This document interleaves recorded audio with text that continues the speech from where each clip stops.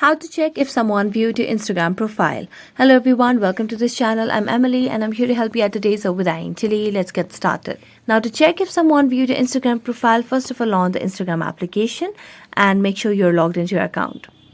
Now make sure that you have switched to a professional account because in a personal account, it is not really possible to check if someone has viewed your Instagram profile.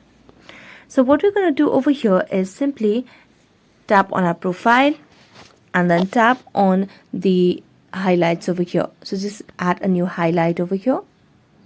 And now you can add any new highlights that you would want to add. I'm going to add this one and then tap on next.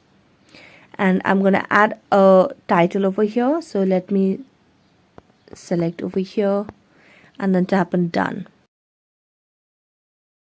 And as I do that, now if someone has checked your profile, they'll definitely go to your highlights and check on it, and you'll be able to see who has checked or viewed your Instagram profile. So that's it. Thank you so much for watching this video. See you next time.